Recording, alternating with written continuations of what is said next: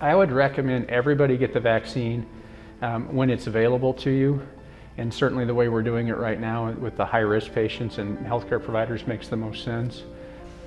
I would like people to understand that this vaccine is a game changer and that it's completely novel and new, and that doesn't mean it's bad. It means the technology has progressed to the point where we can make vaccines like this. Once it's injected into your body, it uses your own cell's machinery to create a protein. This protein is it's an identical match to a very, very small piece of a unique protein that's on the COVID virus. But it's not COVID. You can't get COVID from the vaccine. So it's an inert protein. And then that protein circulates around your body and tells your body's immune system to start making antibodies. And then it is very quickly destroyed because you made antibodies to it. And then the mRNA, which is a very unstable protein, is very quickly broken down as well. And all that you're left with is the antibodies. It's actually a really, really smart, cool, new technology. And I'm excited that we're using it.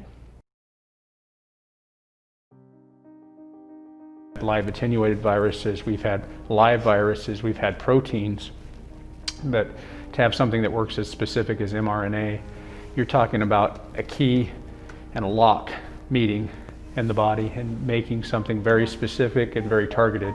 And anything that's specific and targeted is much safer.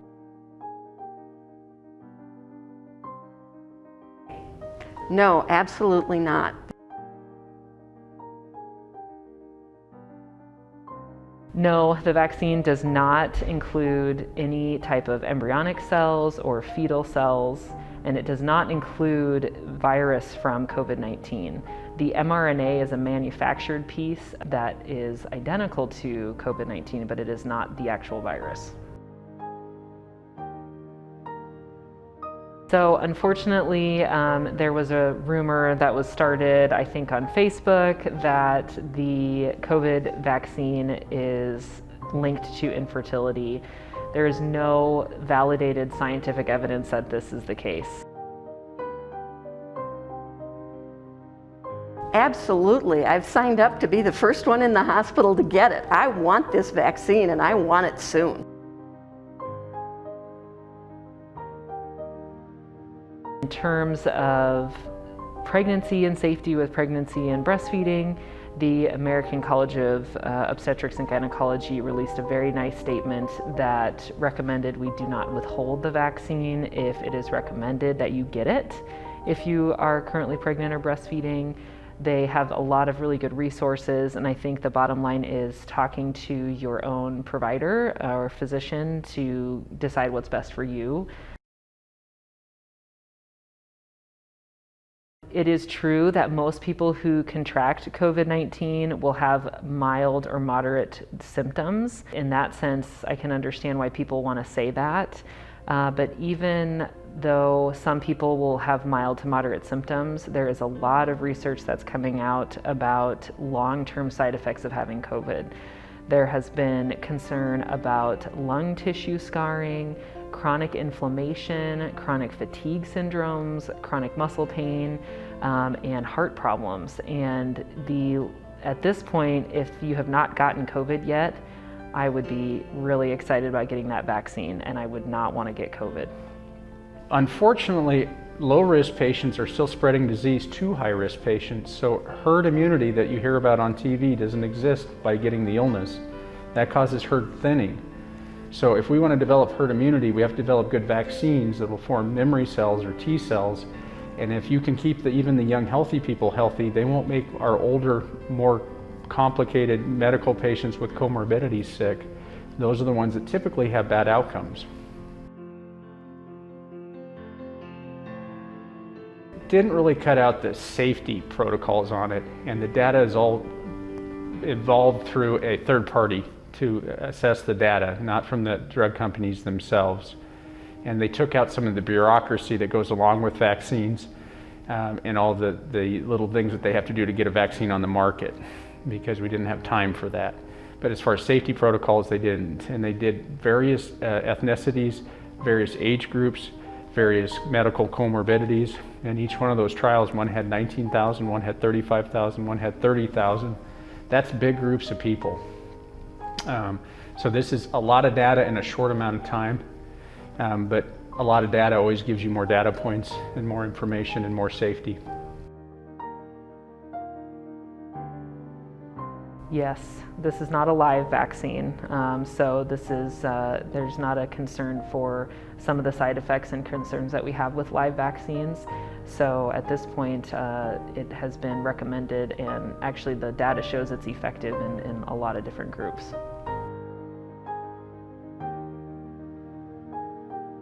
The first people to get the vaccine will be the healthcare providers on the front line.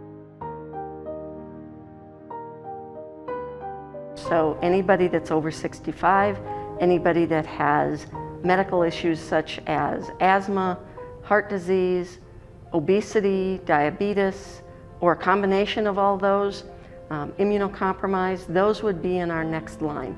What we will be doing at the clinic is starting to assemble a list of people that we see in the meantime that we can then put on a calling list, so when it's your time to get the vaccine, we can contact you.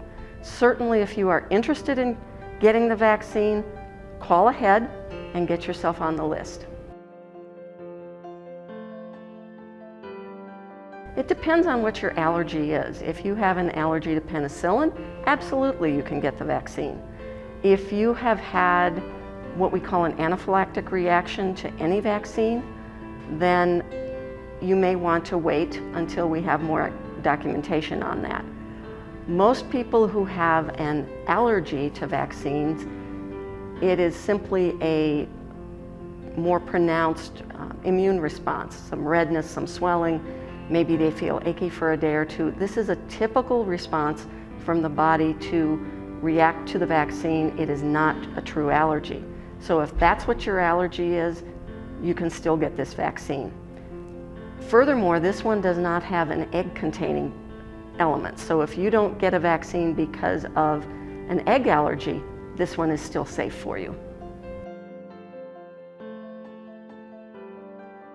Okay, the first vaccine will be whenever it's available for you. The second with the Pfizer comes at 3 weeks, with the Moderna at 4.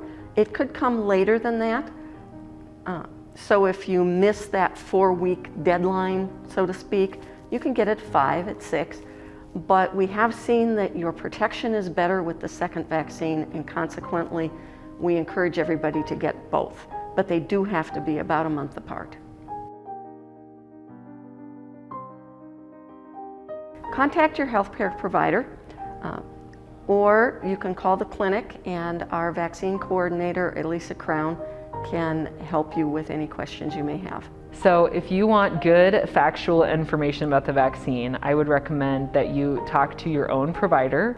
The hospital has good resources, the CDC has good resources. I would recommend against social media. It is sometimes hard to tell the difference between what is true and what is false on social media, and so I would very strongly caution against finding your information there.